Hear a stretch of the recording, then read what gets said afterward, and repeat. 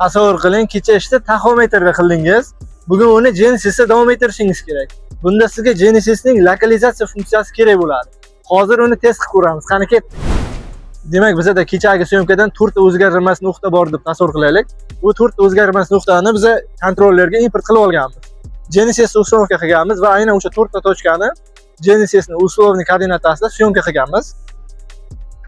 Shu holatda proyekt bo'limiga kiriladi. Proyekt bo'limidan lokalizatsiya funksiyasiga kirasiz. Добавить knopkasini bosasiz.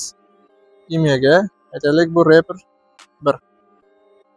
Известный koordinata tochkaga kechagi bizda aniq bo'lgan nuqtalarni xohlasak qo'lda kiritsak bo'ladi, xohlasak agar bibliotekada bo'lsa bibliotekadan chaqirsak bo'ladi. Hozir bizda bibliotekada bor, shuning uchun bibliotekadan chaqirib olamiz. Koordinata tochka Genesisda tushirilgan tochkalarni bibliotekadan chaqirib olamiz.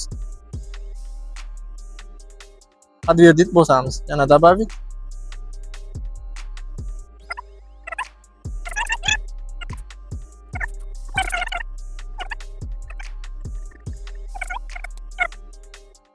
Endi 4 ta tochkamizni kiritib oldik. Demak, bu yoq tomonda GPSda tushirilganlar, bu yoq tomonda kechagi aniq tochkalarimiz, koordinatalar. Shundan keyin расчет tugmasini bosamiz. Bu yerda hamma narsa to'g'ri, подтвердить bosamiz. Demak, bu yoqda mana xatoliklarni ko'rishingiz mumkin. 1 cm, 1 mm. Shundan so'ng применить tugmasini bosamiz.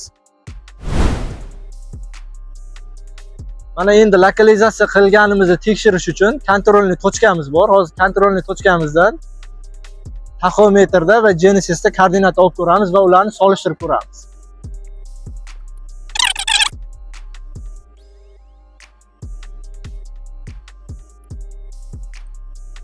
Endi aynan shu tochkani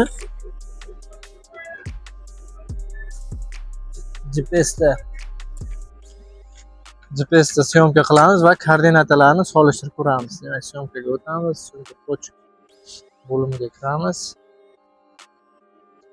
Demak, buni control deb nom beryapmiz. Syomka qilib ko'ramiz. Naklon funksiyasi yonib. Endi control degan tochka koordinatalarini taxometrniki bilan solishtirib ko'ramiz. Qani ketdik.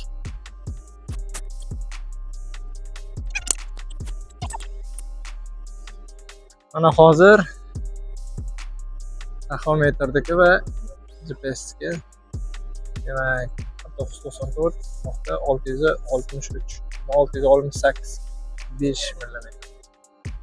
Yer bo'yicha 3986 099 3986 102 demak 3 mm.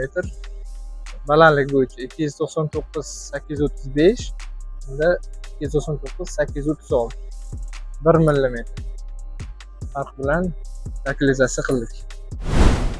Mana ko'rib turganingizdek lokalizatsiya funksiyasini yuqori aniqlikda amalga oshirdik. Siz ham taxometrda tushirgan tochkalaringiz bilan ushbu funksiya yordamida Genesisda ishingizni davom ettirishingiz mumkin. Yana qo'shimcha savollaringiz bo'lsa, uni izohlarda yozib qoldiring va instrumentga obuna bo'ling.